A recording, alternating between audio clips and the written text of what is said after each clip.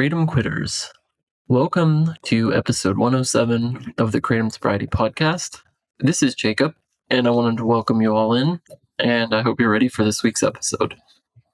This week on the podcast, I had a chance to talk to Rachel. Rachel is an attorney who found Kratom after a long battle with an alcohol addiction. She used Kratom a lot for the productivity enhancement that she got from it, as well as to manage some mental health symptoms, essentially. It was a great discussion. Good to have someone that has a bit of experience with addiction and was able to get off Kratom and has been sober for a while now, and also to talk a little bit about using Kratom for productivity reasons and a few other things. So it's a good discussion, and I hope you all enjoy it. Today's intro is going to be pretty short and sweet. So as the holidays are approaching, we hope you're taking care of yourselves, prioritizing your recovery and your health. Make sure you do that. The best way to get through the holiday season is, make sure you're healthy and you're putting your recovery first, and then you can be there to do all the fun things and support your friends and your family through this holiday season. So our topic for today is really a ask for you all. We've done 107 episodes at this point. Majority of those episodes, except for a few of our special series that we ran for a good portion of the summer that Charlie mostly took the lead on. Most of those episodes have had an intro topic with us talking about various things related to Kratom recovery and Kratom in general. There's lots of things we could cover, but we wanted to hear from you. We love our listeners. You guys give us great feedback. We're always grateful to hear from you. And really, we do this for you all. It's not entirely true. This is a great way for us to also, stay accountable and give back to the community, and that helps with our recoveries. And I speak for the team on that one. But, we do really do this in service for you all as well. We really want to hear from you. We would love to dive into really any topic you want to hear. So our ask for you all is, what would you like to hear on an intro? Is there a topic you'd like to hear us talk about or dive into?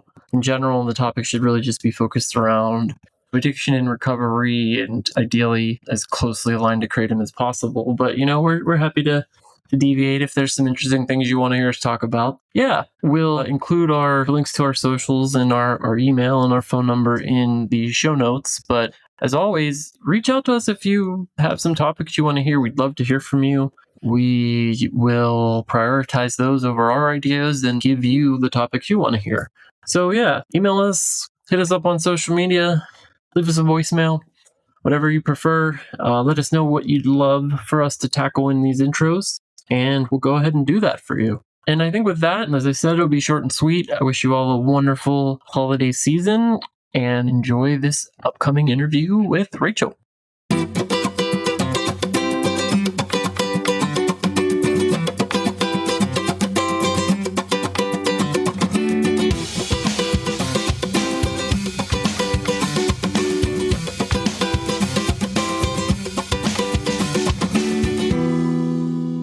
Hello, everybody.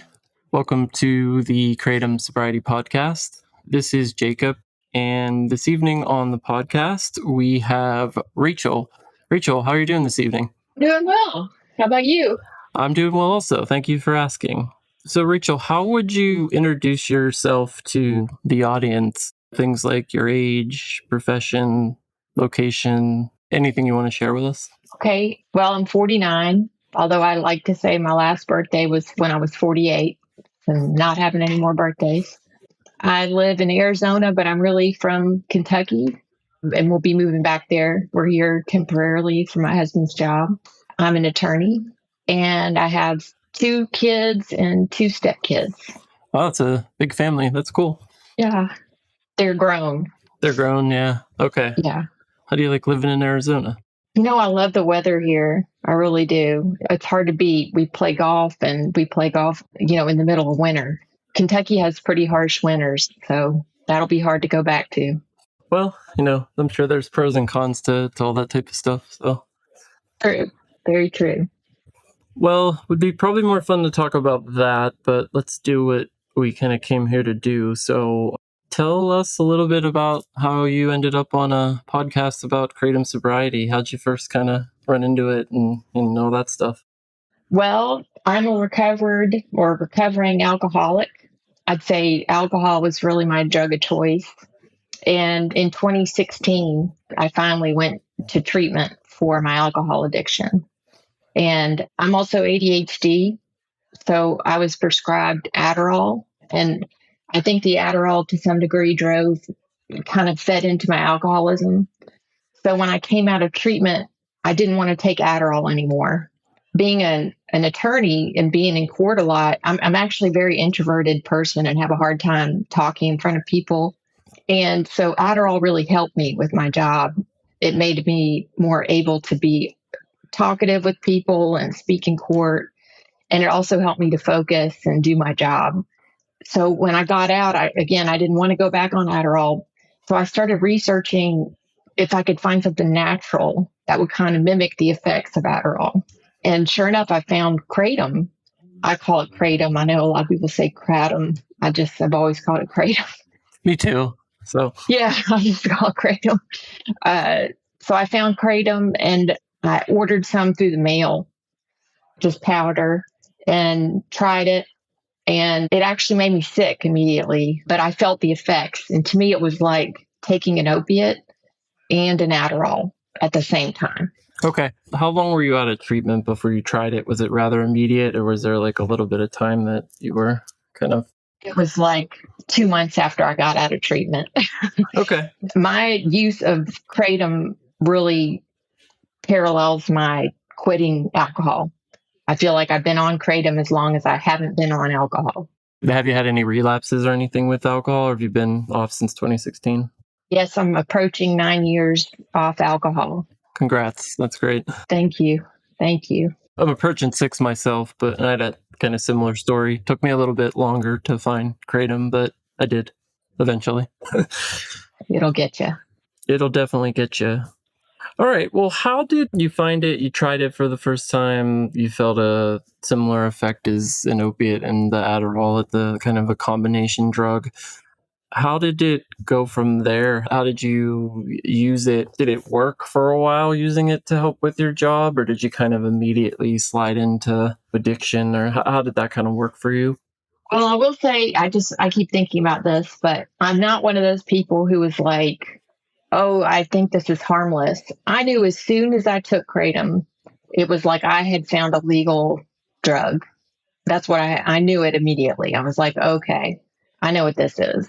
I never had an opiate addiction in my past, but I just knew it was an opiate. And Yeah. at first, I really just used it at work. And I will say throughout my story, it's a lot about me using it at work. I didn't say this about Adderall, but I think I have an eating disorder, and trigger warning for people who are not wanting to hear about eating disorders.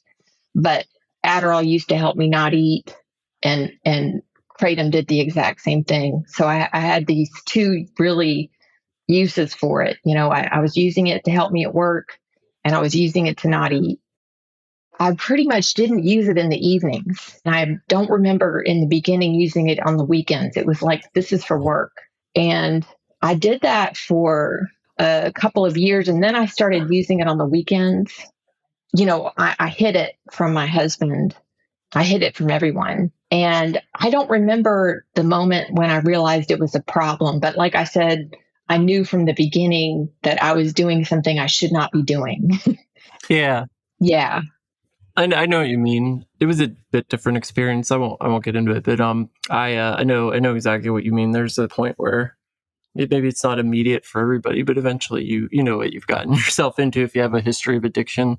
And like you said, even not being an opiate addict, if you've taken a painkiller at some point, you probably know what that feels like. And if you take enough kratom, you're gonna most likely feel something similar. Yeah. I would say it was probably around 2019. So it was after a few years of using it that I realized this was a problem, that I couldn't do without it. And I was ashamed of how I was hiding it from my husband. And I tried to tell him. I remember that. I tried to tell him. How did he react when you told him? How was that for the first time? Well, the first time was in 2019. I remember I tried to tell him. I said, I think I've gotten addicted to a supplement. I called it a supplement that I'm taking. And he just kind of laughed at me. He said, are you abusing a prescription or something that you have? And I said, no, I'm taking the supplement. And he just kind of blew that off. And I didn't have the courage to really explain what it was. I just continued to use, and I really had resigned myself to believe that I was going to use this the rest of my life. That's where I was. Being in sobriety from alcohol and going to treatment, I was just curious, were you working in a program or going to meetings or anything while you were taking kratom? Because I know that's a common story. Yes, and that was another part of my deep shame about it. I think that I rationalized it a lot because I had this focus of using it for work. I would go to meetings and I knew I was doing this thing that doesn't jive. I didn't consider myself truly sober. Okay. So that's another big part of my shame about it. Still, to a deep degree, I think I was doing this for my job. And if you had my job, that's always been my line. If you had my job, you would use kratom too, Yeah.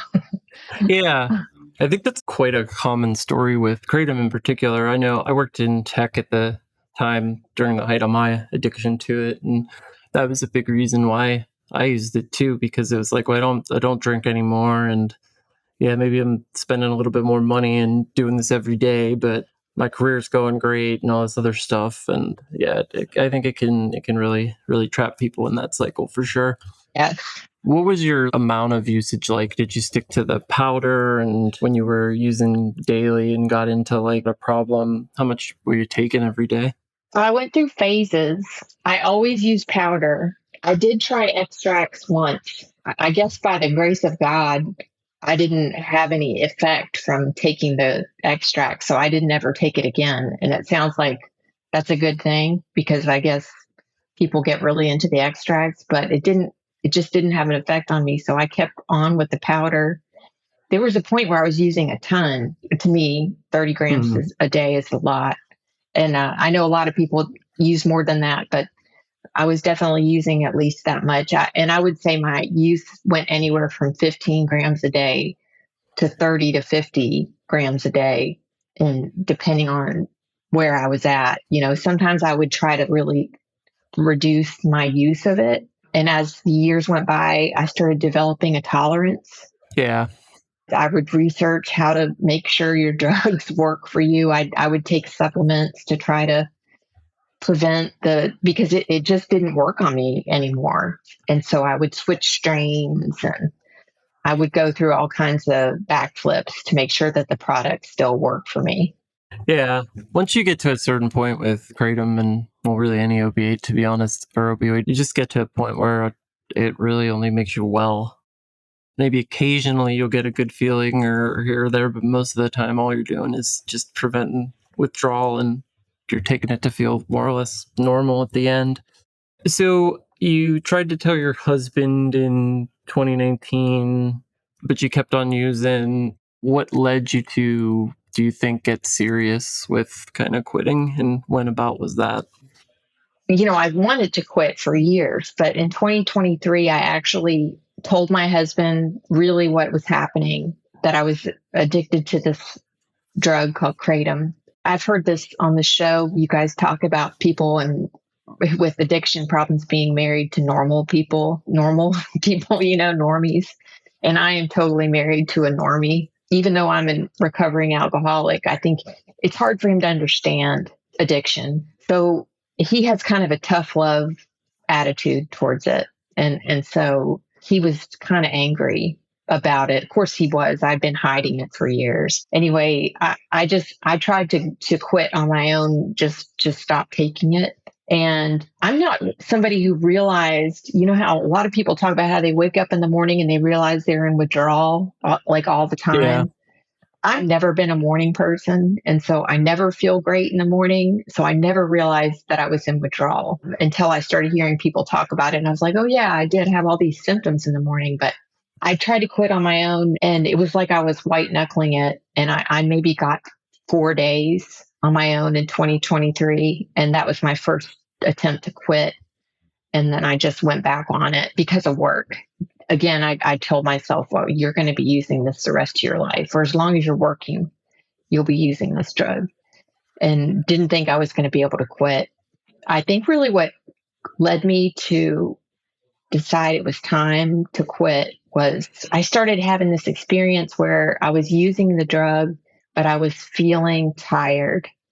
I mean, it's always this thing where you feel good and then you feel tired and then you want to take it again, but then you don't quite feel good enough. And then I was always chasing this high and I was feeling tired more often than feeling like the kratom high. And so I told my daughter about it. My daughter is 21. She knows about kratom and she was just like, these symptoms that you're having, your fatigue, this is all about kratom. And also my hair is falling out. It was ruining my intimacy with my husband, the sexual Yeah. side effects. It crushes the libido it did it to me too, for a lot of people. Yes. It got to that point with the intimacy thing that I would just have to tell my husband, I'm sorry, I took kratom. That's Yeah. off the table. And sorry. And that's a big problem. And but it Yeah. was really talking to my daughter and her just being like really concerned. And I was just like, I'm not going to keep doing this, my daughter knowing I'm doing it. And I knew she was right. I knew the symptoms I was having were about kratom. So I really feel like I would say I did more cold turkey, but I first immediately dropped to 6 grams per day. That's what I did. Okay, So so you just did a big drop, yeah. I did a huge drop and I would only take it at night. And Okay. so I did that for like a week. And by taking it at night, a couple of things happened. One is I got to go to sleep. Yeah. So unlike a lot of people that have total insomnia, I slept for that first week, but I also wasn't able to get high. So it was a huge adjustment for me because I wasn't able to use it at work. And so that first week was really hard for me of the taper. Yeah, I mean, it's almost like a cold turkey quit. Exactly. I really consider that I did quit cold turkey, but I did take that week of using it at night. My husband was like, please just quit. He kept seeing me use it, as part of this going to sleep process. And it was just like, please quit taking it. And I did. And it was hard. It was so hard. Yeah, what kind of symptoms did you have? How did your quitting experience go? And when about was this? Was this also in 2023 or? I quit in July 25th, 2024. Okay, wow. So that's Yeah. about 5 or so months ago now, 4 or so months ago now. Great, that's awesome. Yeah, I think I have 127 days today. Oh, I congrats. think That's great. Thank you. So I never had restless legs, but I had insomnia.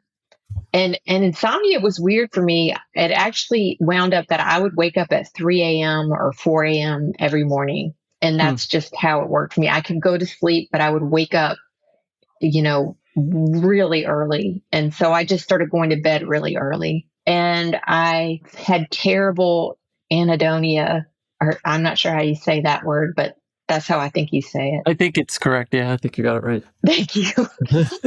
But I had it terribly. It was like I just didn't want to do anything. I had no energy to do anything. I would just drag myself through the day. I can talk about how I handled the symptoms if you want. Yeah, I think it'd be really helpful for our listeners. Okay. So I always have been kind of a workout person. I work out in the mornings. Even when I was using kratom, I did that. I kept working out, even though I was in withdrawal and was feeling terrible. I kept on working out. And it actually, all of a sudden, I had more energy to work out. It was very strange. It was like kratom had suppressed my stamina or something. Yeah. I could jog faster. I could do things I couldn't do while I was using kratom. But I would work out every morning since I was up at 4 a.m. I used that time to exercise. I started doing Wim Hof breathing in the morning. I started meditating. And I've always had a practice from my recovery from alcohol of writing a gratitude list in the morning. So I kept that. I made this really involved routine every morning. And I still do it. And now I also do cold plunges in the morning. So the cold exposure, I did everything I could do to enhance my dopamine because I knew that was the Yeah. problem. Yeah. And I took all the supplements. I took liposomal vitamin C. I took Mucuna purines. I took all kinds of mushrooms, not psychedelic mushrooms, but like lion's mane Lion's and mane and like ashwagandha type stuff, maybe. right. And I'm trying to remember. There were so many supplements I took. I used the black seed oil. I used magnesium calm at night to help me Yeah, for the sleep. restless legs, yeah. hmm Which you said you didn't have, so I didn't, but it helped me fall asleep. oh yeah, that's great. That was always my hardest problem with quitting and relapsing was the sleeping. I could deal with everything else. That sleeping, anhedonia, and then the like weeks of depression that followed were always what really did it. Yeah, and you know what's strange for me in my quit, unlike maybe other people, I feel like I did pretty well. I mean, I had this depression and this low motivation, but really the mental hit me about day 38. Okay. I just wanted to use so bad. That's all I could think about. I felt like I no longer had my appetite suppressant that I was used to. So I was eating, which for a person with an eating disorder is like intolerable. And I was having trouble focusing at work. I didn't know how I was going to move forward without using Kratom again. And I actually ordered some. I went so far as to order Oh some. wow. And my husband checks our credit card statement religiously, I guess. So I'd ordered it like 10 p.m. that night, and I got up at 4 a.m. the next morning, and he was up already, and he just looked at me and just was like, "You were just going to order this?" And he'd seen it on the credit card, and he was furious. I didn't Yeah. realize how much he cared about me not using Kratom. I thought, well, I sort of thought of it as like, well, this is my problem, and I'm just going to go back on it. Anyway, his reaction was just terrifying, and I just canceled the order and just grinned and bared it. That was the hardest part of my quit. It was about a week, day 38 to 45 or something, where I just every day, every minute of the day, I wanted to use. How do you think you best got through that? That's a common thing too about a month to a few months in to get about a like post-acute withdrawal where it just kind of blindsides you like that. But is there any one thing if you had to pick that you think really helped you just be able to get through that? Yes, I have been a big fan of this podcast. I think I found the podcast before I found Kratom Quitters, There's a Way Out meetings. But I started going to the There's a Way Out meetings, and I just shared at a meeting, which is hard for me to do. I because I get so nervous, but I just shared where I was at, and people were so loving to me. And then I just felt held, I just felt really recognized and loved. And somebody else related to my eating disorder, I didn't like become close to that person or anything, but just to have somebody say, I felt the same way. I was using it for the same reasons so that I wouldn't eat. I don't know, that just gave me the strength to get through that hard time. Those meetings have helped. I haven't been able to go to them as much as I would like to because of my job, but I really think that there's a huge value in going to those meetings. Yeah, I do smart recovery mostly, but I try to go to those when I can. It's been a few weeks now, but I always enjoy it. I think it's really good to talk to people. I forgot to say too that I was really involved in the Oh, okay. subreddit, Quitting Kratom, Quitting kratom, and yeah. I made a friend through that, and who was like right at the same amount of time that I had. I really got for months. Really, it's only recently that I stopped getting up every morning and immediately reading the Quitting Kratom subreddit. I would read it Yeah. every day. I still often post my time on that. I gotten a lot out of that, and I listen religiously to this podcast. I listen to it repeatedly. Like I've listened to the same episodes multiple times. Oh, It's just a ritual. I'm such a person of habit. So every morning while I'm showering, I will listen to this podcast. It's really funny. Yeah, well, I mean, what works is what works, right? You that's the thing with addiction and recovery. It's a little bit different for everybody. Yeah, and that's great that you find that helpful. I know I cycle through different podcasts and stuff too that are helpful, and it's always good. Sometimes I do some audiobooks too about recovery. That's what I've been doing lately, which has been also helpful. I did read a lot of books too in the beginning. I read The Untethered Soul, and I read The Power of Now, and I read Dopamine Nation. I like just devoured all these books because I had all this time in the morning since I was up at the crack of dawn. Not even, I was up before dawn every day. I still am. I still get up that early. It's just become part of my routine now to get that workout in. That's good. Yeah, the exercise is super key. The people that I've talked to, and I would say the same thing. I'm into exercise myself, and I note that it's probably in my opinion, the best remedy for like acute withdrawals if you can do it. And even if the only thing you can do is like go for a walk, it still will get a little bit of dopamine going and get you moving, which is way better than just sitting around and wallowing in it, which is really easy to say and so much harder to do. Yeah, especially in the beginning. Yeah. But I promise you, if you're listening to this and you do some exercise, I guarantee you'll feel better, at least for a little while. Mm-hmm. So, question about your life now that you've been sober for 100 and some days.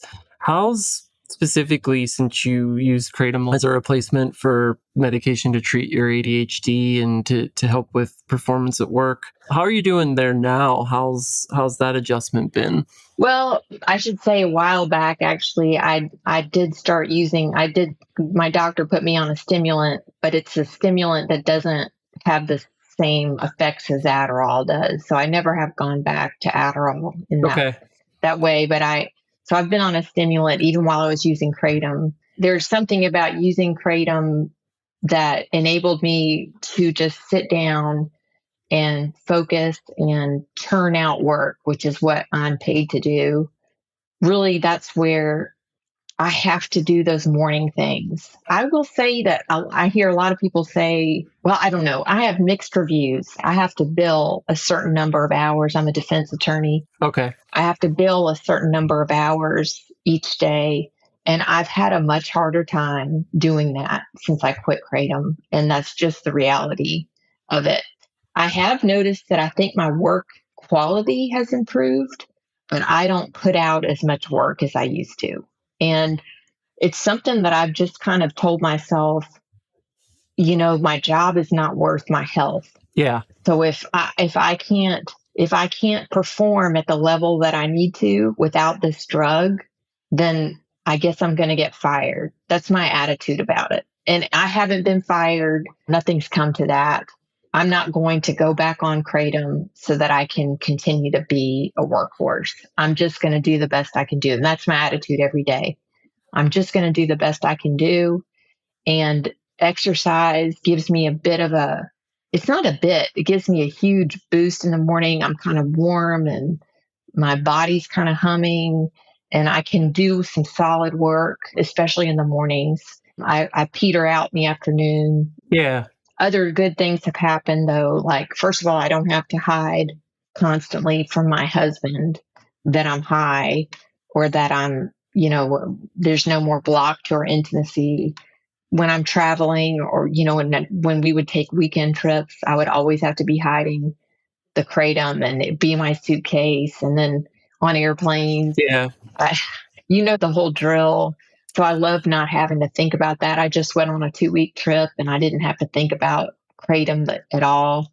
My hair stopped falling out. I just am amazed because in the beginning, it was hard for me to do things like clean my house and go to the grocery store. It was hard for me to do anything without using Kratom. And now I can, I don't even think about it. I clean my house. If I'm, feeling motivated, I clean my house. I go to the grocery store. My husband and I play golf. I do all these things without Kratom now. So it's like your energy does come back and you become a normal person again. But I just never thought that would happen. Yeah.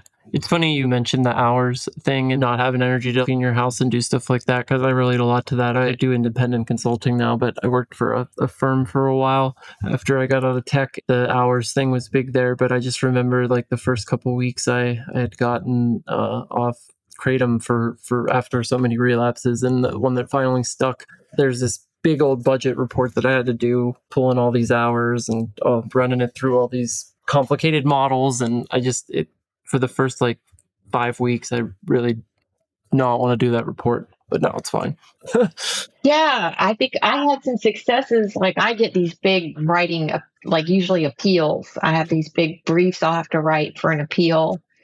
And the first time, first couple times I got through one of those without using kratom, it was like, wow, it's a miracle. Yeah. Like I wrote that thing and I didn't have to use kratom. I couldn't believe it. I just thought I would never be able to get off this drug. Well, I'm so glad that you were able, and I know exactly what you mean with the like, I'm just going to have to do this for the rest of my life. I remember distinctly like twice saying that. The first time was with alcohol. I remember like, really just being like, I guess I'm just every day, just gonna have to drink alcohol, and that's just the way it is. And, to find myself back in that spot with kratom and taking the same thing, like, well, I guess this is how it is. It's just so demoralizing. But then when you get out of that and you're like, looking back, it's just, wow, it's so kind of great to not be there anymore. Yeah, it's amazing. When I tell the story, I'm like, wow. And surviving my work has been amazing. Just being able to hold it together has been really, I don't know. I just didn't think I would ever overcome it. That's all. No, and just by talking to you and hearing, your perspective on what you just said about your job, that's some real big personal growth there. So I'm sure it took a lot to get there. So congrats on all of that. I do have a question for you though, because given your profession and what's going on with the market and kratom and the lawsuits and all that, I'm just going to ask it, since you're in that field and you're kind of seeing what's going on with the Wild West, like what's your prediction? What do you think is going to happen with the kratom market and this stuff? If you had to like say 5 years from now, what do you think legally is going to be going on? You think it'll be the same? You think there'll be changes? I haven't been following it as closely, other than what I hear you guys talk about on the podcast, but I think they're going to eventually regulate it. That's what I think is going to happen, and I think there's too many states that are kind of been blind to this, and there's going to be, there's states that made it illegal, and I think that's going to catch on because more and more people are having problems with it. And I think it'll be regulated, and hopefully it'll be regulated like marijuana is. I think something similar will happen. I think we're seeing a lot of like knee-jerk reaction bans because of just, lack of any sort of regulation. And I don't know, it's a weird kind of time for just general substance regulation in general with the public. I think there's a bit of like, there's always really bad drugs out there, but then there's just this legacy of all the baggage of what prohibition has done. So I don't know what the right solution is, but it'll certainly be interesting. Yes. And maybe I'll start paying closer attention. I'm just living my job. That kind of rules my world, unfortunately. No, I get it. And there's also the like, how much time do you want to invest in paying attention to a substance that wrecked your life for a while and that you want to get away from. So I totally get that. All right, well, maybe a few more questions before we wrap up here. If you had to pick kind of one thing to help someone if they came to you to start to quit kratom or to get off kratom, what's kind of like your top tip that you'd give to someone that's looking for some help? The most important thing I did was get honest with my husband. I had to get honest with the people that were around me. And like I said, my kids are grown. So the person I'm most around is my husband. And then along those lines, I found somebody through the subreddit that could be my quit buddy. And we would text constantly.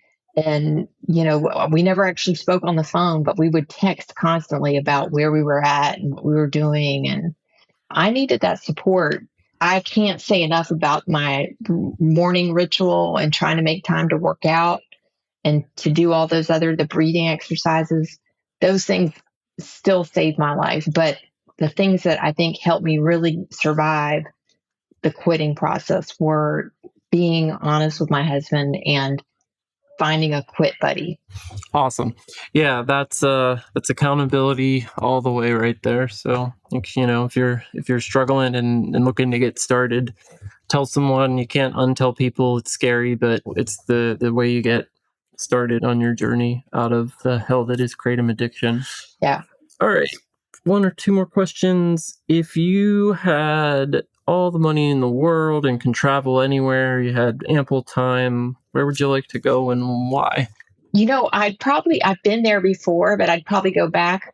I'm not somebody who has grand plans to travel to Europe or anything, but I would go back to Cancun. I went to Cancun when I was like 12, and that's in Mexico. And I just had such a good time. The beach was beautiful. The sand was so like white and soft, and the food was amazing.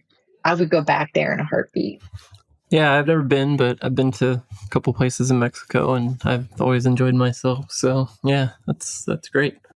All right. Well, is there a question that maybe I didn't ask you that you want to share with the listeners or anything like that? Or any questions you have for me? Or No, I feel like we've covered a lot. I do want to say that I would like to be helpful to anybody who ever wants to reach out to me. I'm available to talk. I know maybe somebody out there wants to talk about their eating disorder or something like that, or their problems at work. I've had a lot of people reach out to me who I work remotely actually, but have this high stress job and use kratom to work. And I don't know if I could ever be a resource to somebody who wants to talk about those things. I feel like I could be helpful to someone.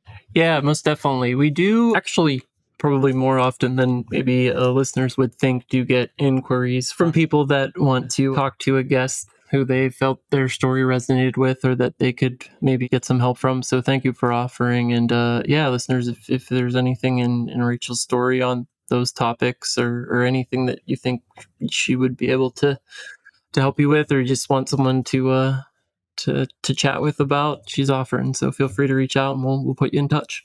Yeah. Thank you. You're welcome anytime. Well, thank you for coming on. We really appreciate it. It's great to hear your story, and I'm so glad that you can add a couple months of kratom to your already really successful recovery from alcohol. Thank you so much for coming on, and I hope you have a wonderful evening. You too. Thank you, Jacob, for inviting me and interviewing me. I appreciate it. You're welcome. I'm honored. Oh, thank you. Okay, bye.